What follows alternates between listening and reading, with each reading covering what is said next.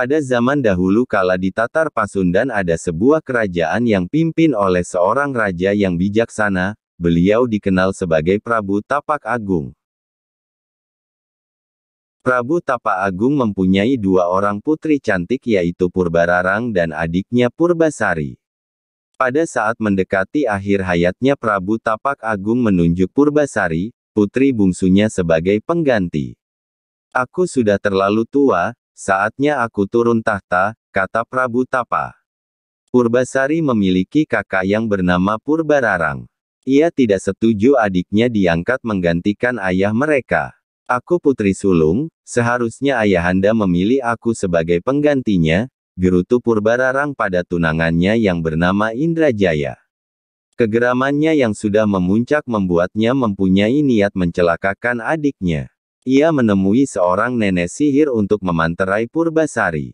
Nenek sihir itu memanterai Purbasari sehingga saat itu juga tiba-tiba kulit Purbasari menjadi bertotol-totol hitam. Purbararang jadi punya alasan untuk mengusir adiknya tersebut.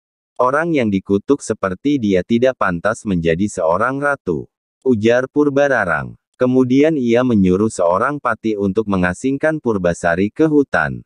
Sesampai di hutan, patih tersebut masih berbaik hati dengan membuatkan sebuah pondok untuk Purbasari. Ia pun menasehati Purbasari, "Tabahlah Tuan Putri. Cobaan ini pasti akan berakhir, Yang Maha Kuasa pasti akan selalu bersama putri." "Terima kasih Paman," ujar Purbasari. Selama di hutan ia mempunyai banyak teman yaitu hewan-hewan yang selalu baik kepadanya. Di antara hewan tersebut ada seekor kera berbulu hitam yang misterius. Tetapi kera tersebut yang paling perhatian kepada Purbasari. Lutung Kasarung selalu menggembirakan Purbasari dengan mengambilkan bunga-bunga yang indah serta buah-buahan bersama teman-temannya.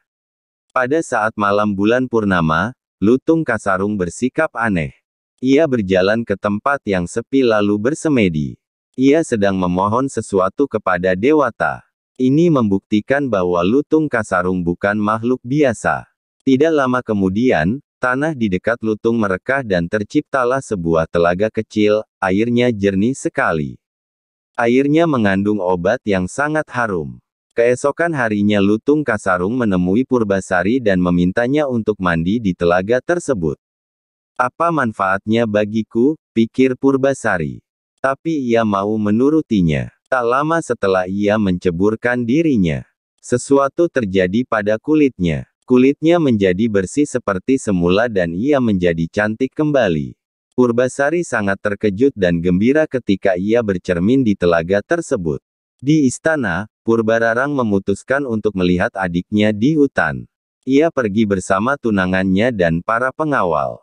Ketika sampai di hutan, ia akhirnya bertemu dengan adiknya dan saling berpandangan. Purbararang tak percaya melihat adiknya kembali seperti semula. Purbararang tidak mau kehilangan muka, ia mengajak Purbasari adu panjang rambut. "Siapa yang paling panjang rambutnya dialah yang menang," kata Purbararang. Awalnya Purbasari tidak mau, tetapi karena terus didesak ia meladeni kakaknya. Ternyata rambut Purbasari lebih panjang.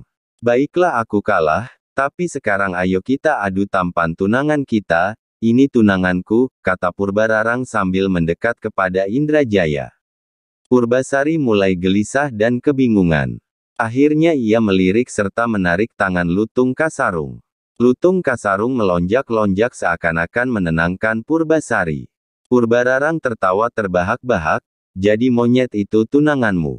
Pada saat itu juga Lutung Kasarung segera bersemedi. Tiba-tiba terjadi suatu keajaiban. Lutung Kasarung berubah menjadi seorang pemuda gagah berwajah sangat tampan, lebih dari Indrajaya. Semua terkejut melihat kejadian itu seraya bersorak gembira. Purbararang akhirnya mengakui kekalahannya dan kesalahannya selama ini. Ia memohon maaf kepada adiknya dan memohon untuk tidak dihukum. Purbasari yang baik hati memaafkan mereka. Setelah kejadian itu akhirnya mereka semua kembali ke istana.